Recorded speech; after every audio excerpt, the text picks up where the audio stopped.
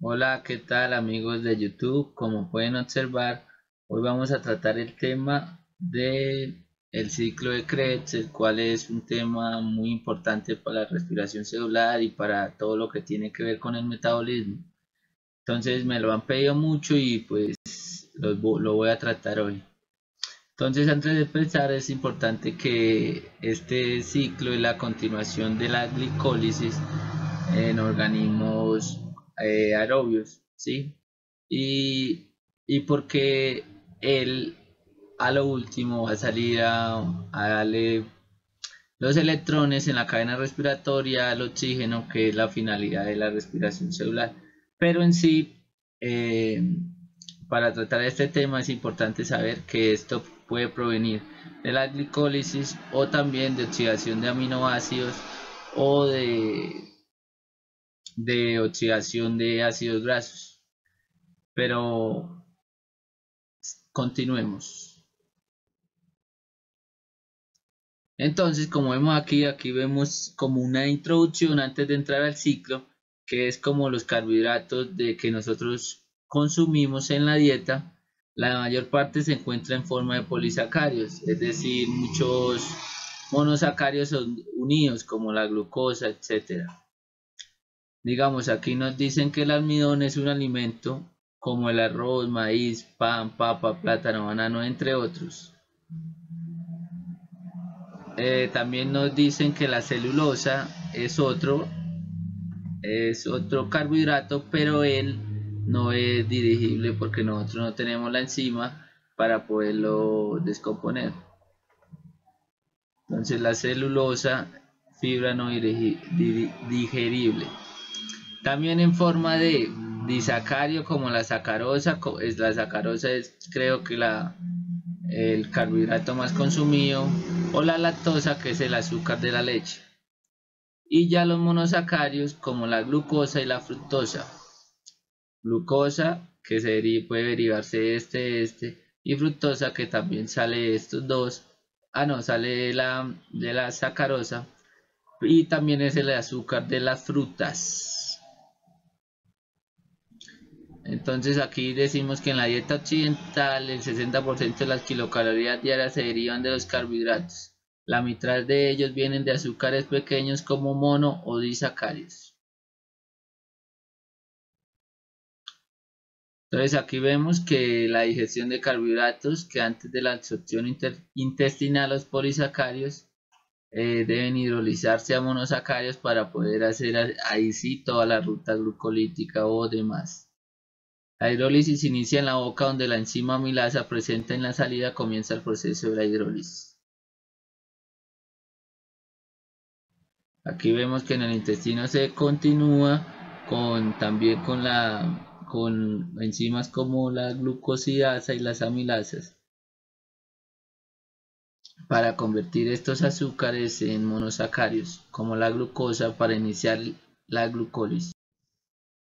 Entonces aquí vemos, digamos, la sacarosa, que está compuesta de glucosa más fructosa, la lactosa, glucosa más galactosa, y malosa, ¿sí? Como pueden observar aquí, la malosa, que está compuesta de glucosa y glucosa. Bueno, aquí vemos algo rápido para antes de iniciar en sí con el ciclo del ácido cítrico. Como vemos que la glucosa es el combustible universal de las células humanas, que una mol de glucosa se convierte en 2 moles de piruvato. Como si quieren observar cómo sucede eso, pueden ingresar al anterior video que ahí está explicado. Se fosfolira el ADP en ATP a nivel de sustrato, se realiza en todos los tipos celulares, es una ruta citoplasmática, solo ocurre en el citoplasma, no como el ciclo de Krebs, que ocurre en mitocondria, solo en la mitocondria. Entonces proporciona precursores biosintéticos, funciona en dos condiciones anaerobias. Funciona en condiciones anaerobias. Eso quiere decir que la glucólisis no depende de oxígeno.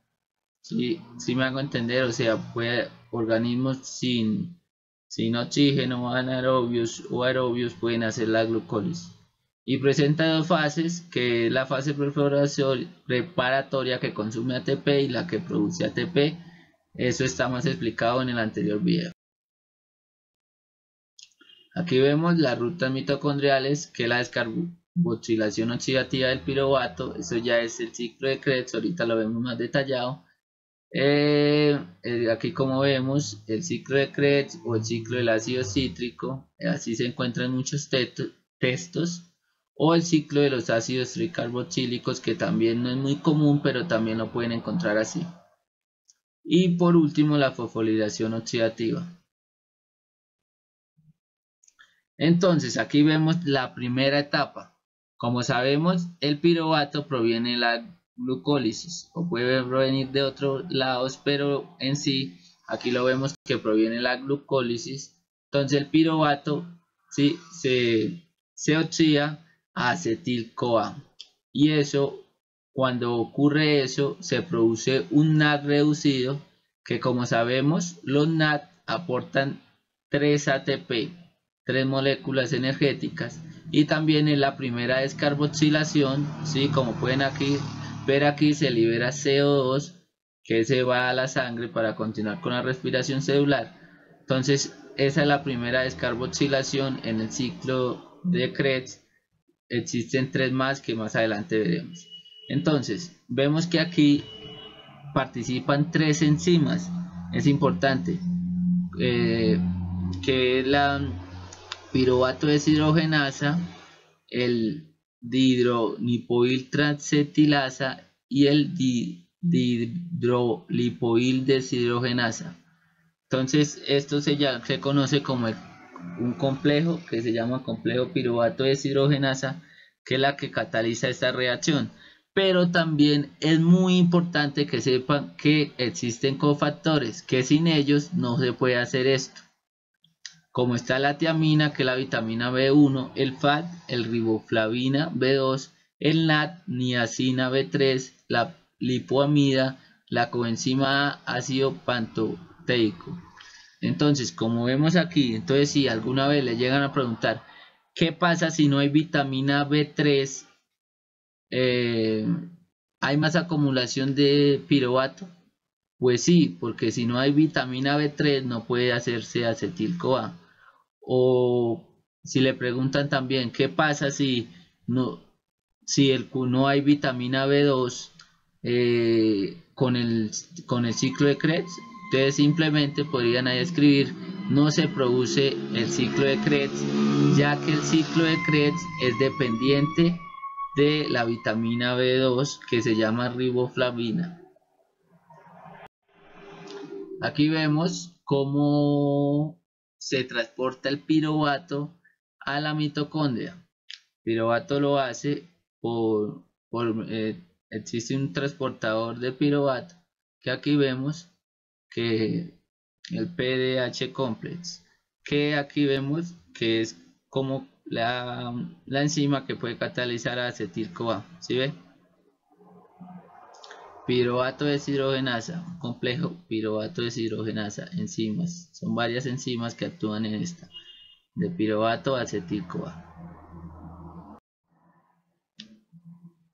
Aquí lo vemos, está la molécula de piruvato otra vez. Aquí vemos que también participa la coenzima A. ¿Sí? Aquí en la se reduce, el piruvato se oxida para dar acetil-CoA, y vemos que esto es una reacción que produce energía por ser endergónica. Aquí vemos claramente.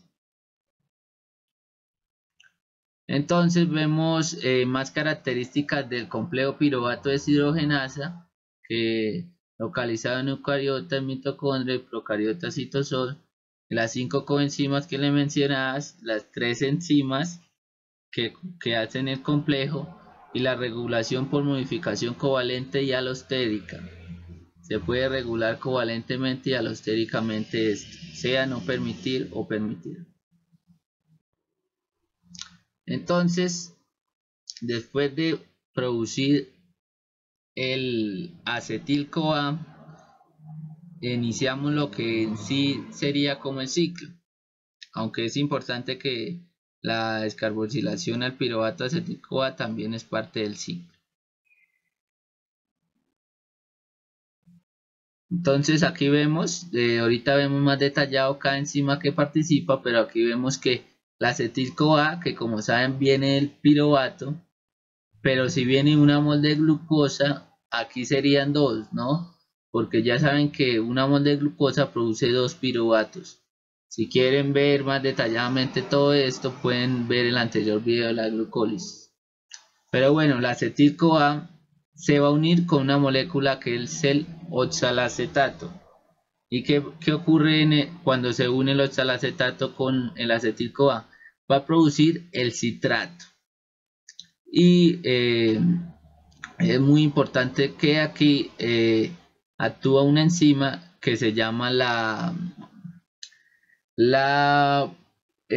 citrato sintasa. Cuando ustedes escuchen la palabra sintasa, eso quiere decir que no necesita ATP. Bueno, después el citrato, esta reacción de citrato y isocitrato es una sola, sino que aquí existen 2 pasos para dar en sí isocitrato. Primero, una liberación de agua, ¿sí? Para formar cis-aconitato, y después una ingesta de agua para formar isocitrato. Aquí viene la segunda descarboxilación, ¿sí? Que ocurre de isocitrato a alfa-cetoglutarato, y también que se libera un NAD reducido, que es el NAD reducido, como saben, va a ir a la respiración celular y nos va a aportar 3 moléculas de ATP. Y aquí vemos que se produce también CO2. Aquí vemos que el alfa-cetoglutarato se va a seguir oxidando en succinil-CoA y también va a producir una descarboxilación, un CO2 y el NAD reducido. Aquí es importante también saber que se libera el CoA, ¿sí? El succinil, y va a dar succinato, pero produce un GTP, que el GTP es equivalente a un ATP en la respiración celular. Entonces, el succinato se sigue el ciclo y pasa a fumarato. Cuando pasa a fumarato, se oxida el FAT y queda el FAT reducido, que el FAT nos aportará 2 moléculas de ATP. El FAT 2 moléculas de ATP y el NAD 3, como ya vimos. Entonces, fumarato sigue. Se convierte en malato, como pueden saber. Eso después van a ver en la oxidación. Si quieren ver el video de oxidación de ácidos grasos, el malato sí puede salir del ciclo y puede cumplir otra función. Y el oxalacetato, que como vemos aquí, el oxalacetato, cuando ocurre esto, se produce un NAD reducido y llega oxalacetato otra vez y va a continuar otra vez con el ciclo, pero sería con otra molécula de acetil-CoA. Entonces esto es como lo clave del ciclo, lo que sucede en el ciclo de Krebs. Es muy sencillo. Ahorita vemos cada enzima que participa. Entonces aquí vemos más detalladamente. Entonces aquí viene el acetil-CoA, ¿sí? Con el oxalacetato y produce citrato. Se libera la coenzima A, ¿sí? Y participa la citrato sintasa. Como les decía, sintasa significa que no necesita ATP, y como observa aquí, esta reacción es irreversible, no se puede devolver. Entonces, después de citrato va a pasar a isocitrato, pero como les explicaba, hay 2 pasos. Primera, una liberación de agua que vemos aquí para formar cis-acotinato, y después una introducción de agua o una absorción de agua para formar el isocitrato, y esta reacción es catalizada por la enzima aconitasa. Es muy importante que aprenda esta enzima porque esta enzima también participa en muchos procesos celulares. Entonces, aconitasa de citrato a isocitrato. Después de isocitrato va a producir alfa-cetoglutarato y esta reacción la cataliza la enzima isocitrato deshidrogenasa. Como pueden observar aquí, DH significa deshidrogenasa. Entonces la isocitrato deshidrogenasa cataliza la reacción de isocitrato a alfa-cetoglutarato, que como les decía anteriormente, la segunda descarboxilación después de piruvato acetil-CoA que no se observa aquí. Bueno, entonces, pero también se produce un NAD reducido, como veían anteriormente. Después de alfa-cetoglutarato viene succinil-CoA, pero para producir succinil-CoA debe participar la enzima coenzima A, que es la que se libera aquí, viene aquí y hace esta función, o puede ser otra. Eso no es así en realidad en el organismo no es así tan estricto o tan dinámico, tan fácil como se ve aquí. Eso es un revuelto, pero bueno. Entonces, de alfa-cetoglutarato se produce succinil-CoA, tiene que entrar la coenzima A, ¿sí?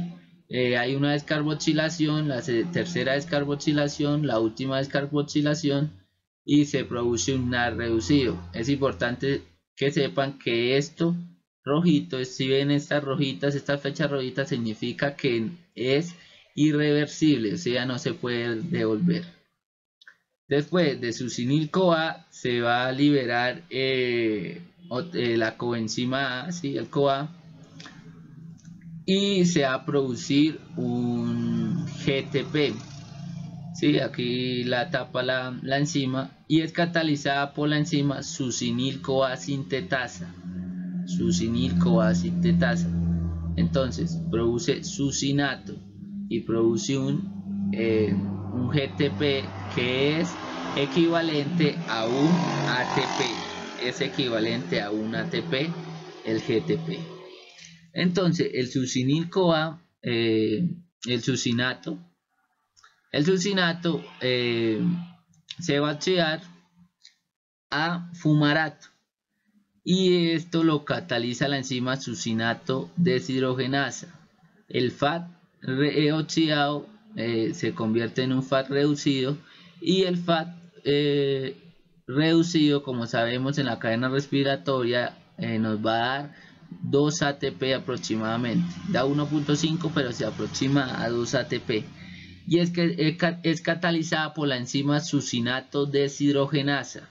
Es importante que sepan que esta enzima es la única que no está en la matriz mitocondrial, sino está en la membrana interna mitocondrial. Después de fumarato va a haber una hidratación y va a producir malato. El malato es un cetoglutarato, un alfa-cetoglutarato, se me olvidó, un esqueleto carbonado muy importante porque él sí puede salir de la matriz mitocondrial. Entonces, y esto es catalizado por la fumarasa. La fumarasa es la que cataliza esto, de fumarato a malato, por una hidratación. Después de malato viene como el fin, que es la regeneración de oxaloacetato, que la cataliza la enzima malato deshidrogenasa. Entonces, y aquí se produce un otro NAD reducido, o se reduce otro NAD. Y ya saben que el NAD equivale a 3 moléculas de ATP aproximadamente. Bueno, entonces este sería el ciclo y después de aquí viene la continuación de esto sería la respiración celular, que en unos videos los trataré de mayor brevedad. Más adelante de este video les daré como una especie de resumen de algo así de la respiración celular, pero es algo muy simple. Si lo quieren ver más detalladamente pueden ver el video. Entonces, otro aspecto importante son los puntos de control. que cuando hay puntos de control la reacción o en estos casos algunas reacciones son irreversibles. Digamos aquí de piruvato a acetil-CoA, la X significa que se inhibe, que se detiene, que no deja producir. Entonces, si hay mucho ATP, mucho acetil-CoA, muchos NAD reducidos y muchos ácidos, ¿sí? O fatty ácidos, no se produce esta reacción. ¿Por qué? Puede ser por lógica. Porque aquí al haber muchas moléculas de ATP, es decir, mucho ATP, que es como la finalidad del ciclo, se puede decir, entonces el organismo va a decir, no necesito seguir haciendo porque ya hay mucho, entonces no va a hacer. Lo mismo pasa con acetil-CoA. Si hay mucho acetil-CoA, ¿para qué necesita hacerse eso? Entonces el organismo no. Entonces se inhibe al haber mucho acetil-CoA. Y mucho NAD reducido también. ¿Por qué? Porque aquí ustedes saben que se produce NAD y aquí también se va a producir mucho NAD. Entonces al haber mucho NAD, el organismo no va a seguir haciéndolo. Las células no van a seguir haciendo esto. Pero también es importante saber que que ustedes ven aquí como un triángulo verde, significa que activa las reacciones. Entonces de piruvato a acetil-CoA se activa con la presencia de AMP. AMP, como saben, activa demasiadas cosas en las cascadas de señalización. También el CoA es otro que activa esto, que activa esta reacción. El NAD, cuando hay NAD aquí oxidado, necesita reducirse, entonces lo activa. Y también la presencia de calcio. Entonces estos serían puntos de control. Otro punto de control importante es de acetil-CoA citrato con oxalacetato. Entonces, si hay mucho NAD, mucho succinil-CoA, mucho citrato y mucho ATP, se inhibe esta reacción. Y se activa con la presencia de ADP. ¿Por qué? Porque la idea es producir ATP. Entonces, si hay poco ATP y hay mucho ADP, entonces las células van a querer generar ATP. Entonces, se activa esta de acetil-CoA reaccionando con el acetato para dar citrato con ATP y se inhibe con estas.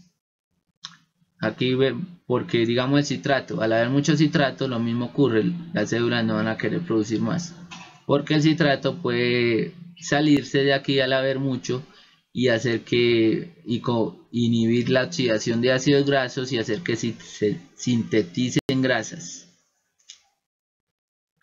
Bueno, aquí vemos que después del citrato va a pasar a isocitrato. Aquí vemos que no hay como ningún punto de control en esta reacción.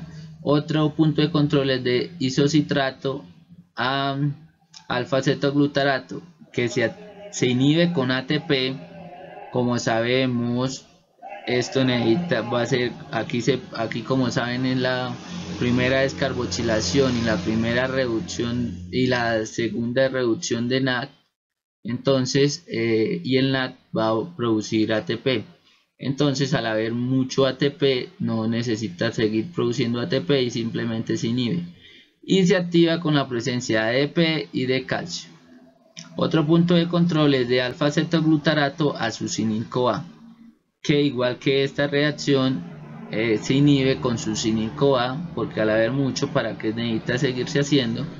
Y se inhibe con NAD reducido, porque como saben aquí también se produce otro NAD, ¿sí? Aquí vemos claramente los que producen NAD y entonces no necesita hacerse, entonces se inhibe con esto y se activa con la presencia de calcio.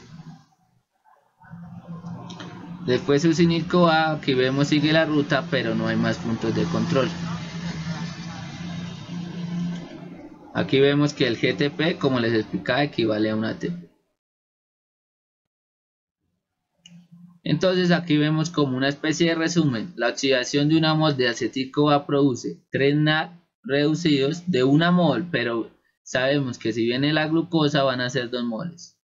Entonces, 3 NAD reducidos, un FAT reducido y un GTP. una mol de acetil-CoA. Aquí vemos entonces 2 acetil-CoA, 2 NAD, esto es del piruvato. El piruvato produce, o sea, el piruvato, si viene la glucosa son 2 piruvatos, entonces produce 2 acetil-CoA, 2 NAD reducidos y 2 descarboxilaciones. En el citoplasma, o sea, de la glucólisis, se produce 2 piruvatos, 2 ATP netos y 2 NAD reducidos.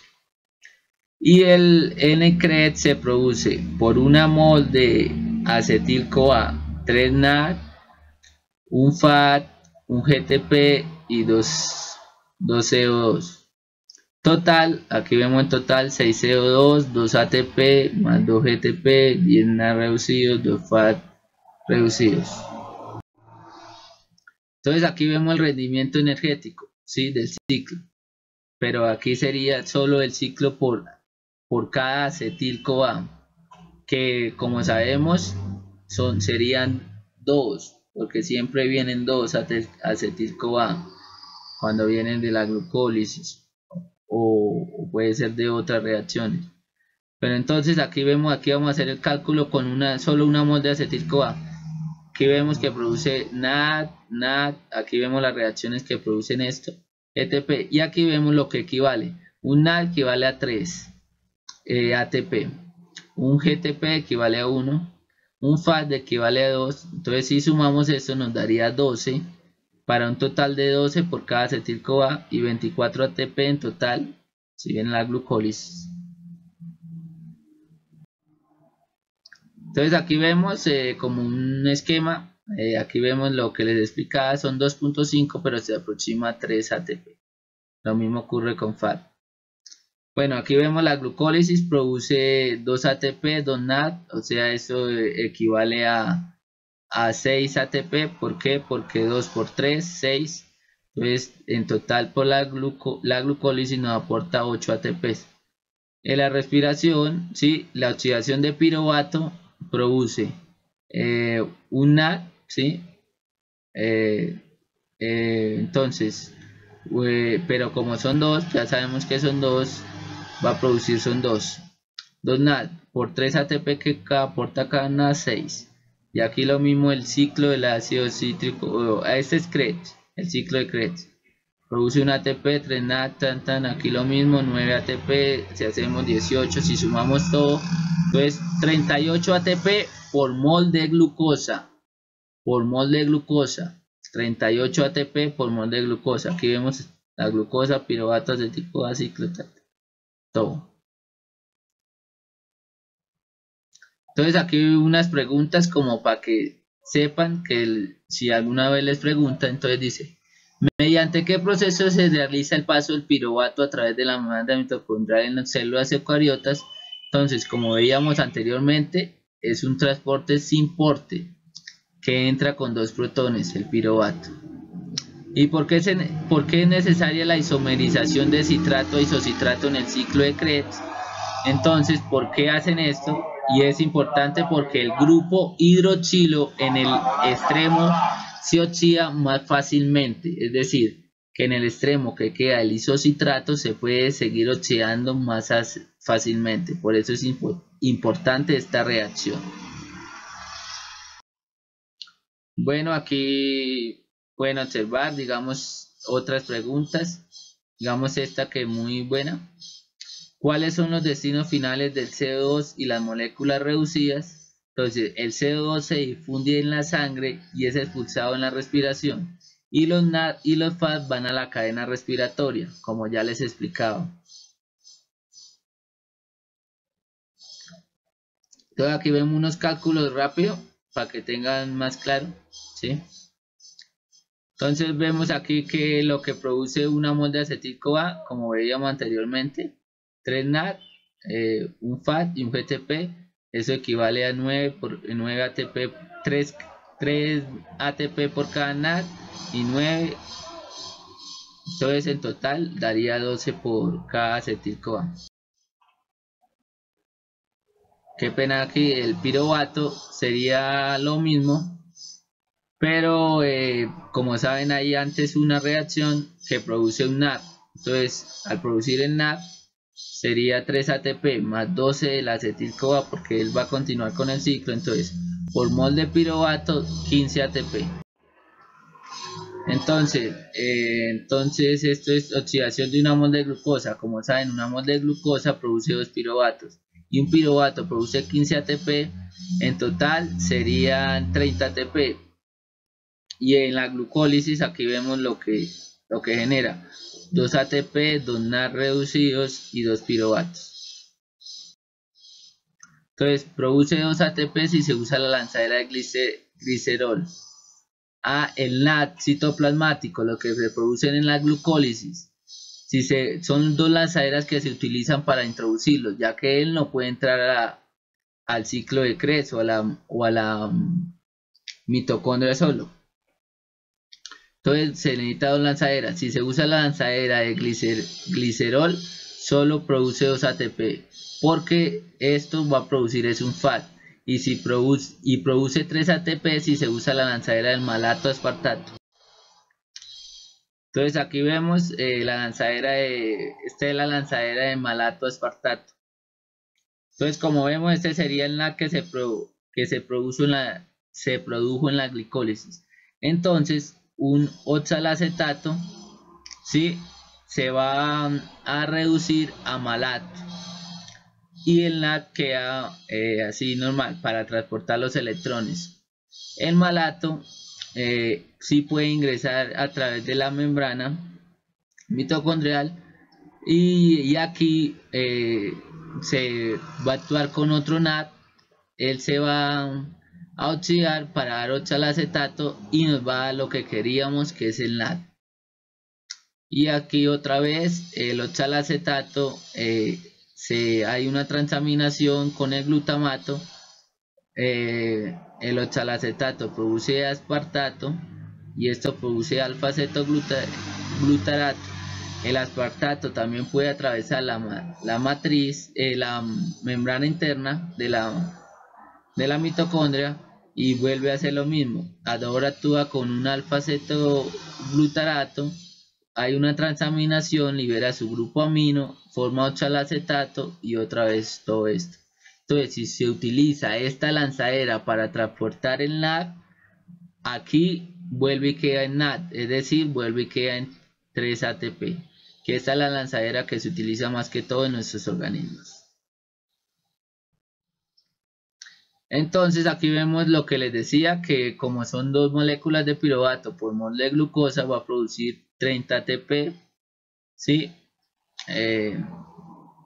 Si es la lanzadera de malato aspartato serían 38 ATP por glucosa, y si es la de glicerol trifosfato sería 36 ATP por mol de glucosa.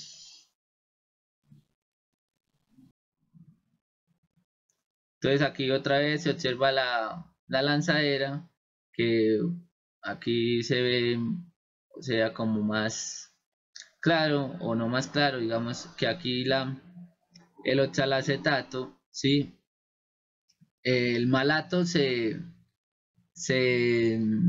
¿cómo le puedo decir? Se reduce a oxalacetato. El oxalacetato actúa con un alfa-acetoglutarato, y así es, pero o sea, la reacción vendría así: malato, sí, o sea, el oxalacetato que viene el aspartato. Oxalacetato se oxida, si se reduce a malato. Malato sí puede ingresar para producir NAD. Entonces aquí vemos como una especie de, ¿qué les puedo decir?, de resumen de la respiración celular. Entonces digamos aquí viene el NAD, ¿sí? El NAD entra al complejo 1, ¿sí? El complejo 1, entonces el complejo 1 viene, el NAD entra a eso, y entonces cuando pasa por aquí el NAD, él va a bombear 4 protones, 4 hidrógenos. aquí al espacio intermembranal. Eso se verá más detallado en el video de fosforilación oxidativa. Y aquí es donde se produce los ATP. Entonces en la vienen los electrones, vienen por aquí, ¿sí? Entonces pasan por aquí, son transportados al complejo 3, ¿sí? El complejo 3, que sería este, libera otros 4, ¿sí? Otros 4 protones, y sigue este caminito del NAD, de los protones del NAD, de los electrones del NAD, y aquí él le va a dar 2 electrones al oxígeno para producir agua. Aquí no se ve, se verá más detalladamente como les decía en el video, y va a liberar solo 2, y es así ocurre. Si quieren observar más detalladamente y saber por qué se produce 3 ATP a partir de cada NAD y 2 ATP a partir de cada FAT, vean el video. Entonces aquí se los voy a explicar, pero no sé si entiendan muy bien. Entonces vemos aquí el NAD, sí, el NAD pasa por el complejo 1, sí, es transportado, y aquí pasa por el complejo 3, también libera los 4 hidrógenos que les decía, y aquí el complejo 4 le va a dar 2 electrones al oxígeno para producir agua, ¿sí? Que el oxígeno es el aceptador final de electrones en organismos aerobios. Entonces, como vemos aquí, entonces sería 4 y 2, en total serían 10, y para producir un ATP se necesitan 4 electrones transportados por cada ATP sintetizado. O sea, si dividimos 10 que se liberaron, ¿sí?, sobre 4 que se necesita para 1, produce 2.5 ATP. Y lo mismo pasa con el FAT, porque el FAT no pasa por este complejo, entra directamente aquí. Entonces al entrar directamente aquí, empieza desde aquí, entonces produciría solo 6. 6 dividido en 4, 1.5, se aproxima a 2, y aquí se aproxima a 3. Aquí vemos unos inhibidores, pero no es muy relevante. Y bueno, muchachos, gracias. Si les sirvió, no olviden darle like, suscríbanse. Estaré subiendo contenido, lo que me pidan. Recuerden que estoy subiendo contenido prácticamente toda la semana. Suscríbanse para que sean unos primeros que vean. Y dale like si te ha servido. Aquí les dejo algunas cuentas, que es Daniel Pira, que es mi cuenta en Instagram, y Daniel Pirita, que es en Twitter. Entonces, chao, bye bye, espero seguirles sirviendo.